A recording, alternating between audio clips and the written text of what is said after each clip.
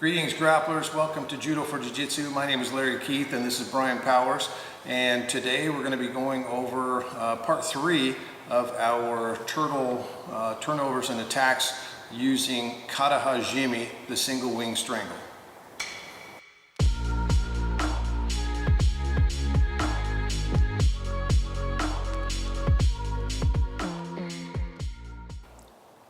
Okay, so a quick review. In part 1 of our series, we went over setting up the grip, so what we call finding the hidden hand. Now, an added note to that, if Brian, you can turtle up for me for a second here. When we're demonstrating this, of course, we're coming in, I'm showing you that, I get the collar, I feed it under, and I hand it over to my right hand underneath Brian, so now I have 4 fingers in, knuckles to the chest grip, and then slide my hand back out. So that's for demonstration purposes. In reality, I'm going to be putting some weight on this guy, right? So I've got my weight on him, I'm feeding this over to the other hand, and I come up, right? Bring my knee in, bring him close, and here's where I apply this first strangle, okay? So that was in part 1 of our videos. Now, the other one that we did with follow-up on that is when I go to pull Brian, sometimes it'll prompt a turn, so the guy will turn. When he turns, I'm going to keep this thumb in grip. This hand, my right hand, goes underneath his shoulder, and I go to kind of a modified north-south position, drop my elbow to the floor, and go for the bread cutter strangle. Okay? So that was in part 1 in our first video.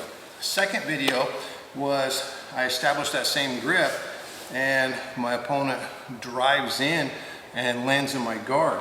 So from here, once I establish the grip, I'm going to set this up. He circles his hand around around here, yep. So he goes around my waist, he drives in, lands in my guard, and I finish the strangle from here.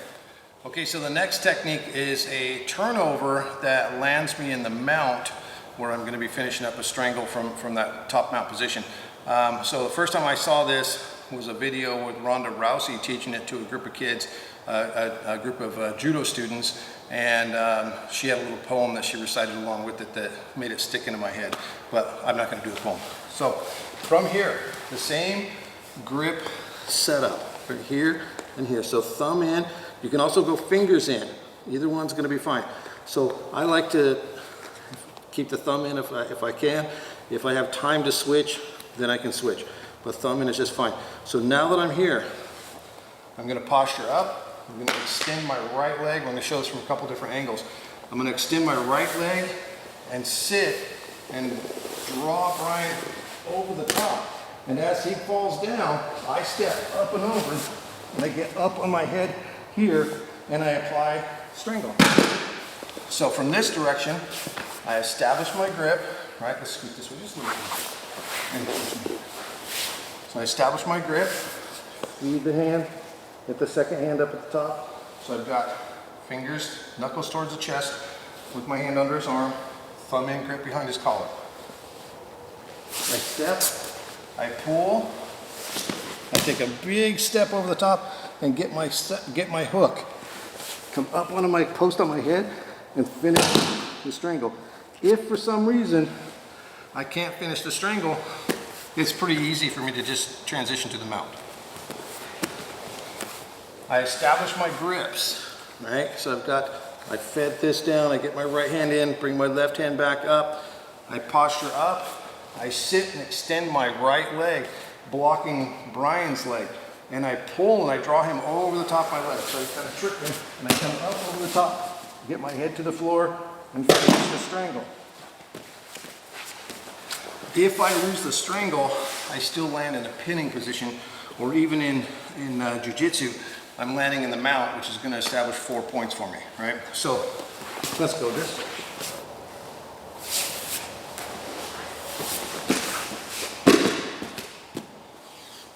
So that's another attack that we can do from when the opponent is turtled up and we get that Kataha-jime grip. So my knuckles are towards the opponent's chest, my thumb is in the backside of the lapel, right?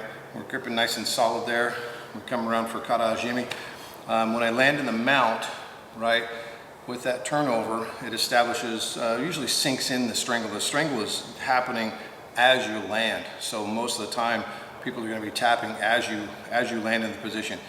If not, if for some reason the grip slips or they dip their head in and circle their head in there a different way, then you're still going to land in the mount. So it still works as a turnover that leads directly into what we call tate-shiho-gatame. So it's the mounted position, and in Jiu-jitsu it's going to be worth 4 points for you. Great technique that is a combination, right? Works well in Judo, works well in Jiu-jitsu. It's going to serve you in both aspects of your game. If you like this video, please be sure to give us a thumbs up and make sure to subscribe and click on the notification tab so you don't miss any future videos. And remember, when you learn a technique, you know one technique. When you learn a concept, you know 1,000 techniques. So until next time, we'll see you on the flip side.